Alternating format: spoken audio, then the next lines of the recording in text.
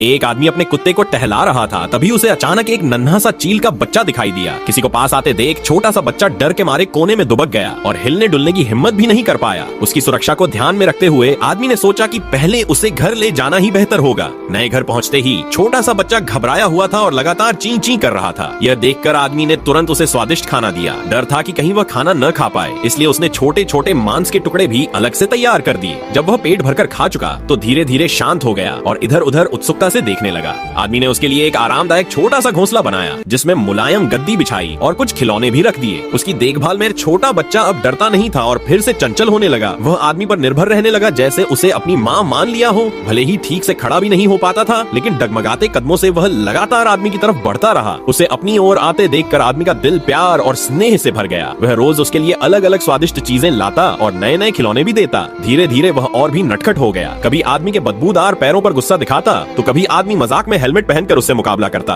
समय बीतने के साथ वह बच्चा बड़ा होने लगा। उसके पंख भरने लगे और आंखों में चमक आ गई। उसकी असली जंगली प्रकृति बनी रहे, इसके लिए आदमी उसे रोज अभ्यास कराता। कभी बाहर टहलाने ले जाता, कभी धूप और ताजी हवा का एहसास कराता। लेकिन हर बार वह बच्चा आदमी से अलग होने से डरता और हमेशा उसके पीछे पीछे चलता रहता। आदमी जानता था कि बच्चा उससे कितना जुड़ा है, लेकिन यह भी समझता था कि असली आजादी ही उसकी मंजिल है। इसलिए उसने उसे उड़ना सिखाना शुरू किया।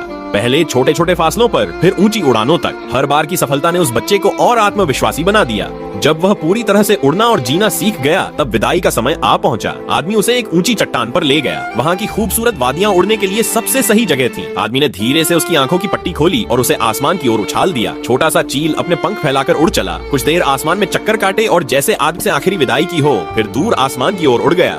कभी कभी सच्चा प्यार कब्जा करने में नहीं, बल्कि छोड़ देने में होता है। पूरे दिल से परवाह करना और फिर उसे उसके असली रास्ते पर जाते हुए मुस्कुराकर देखना ही असली मोहब्बत है।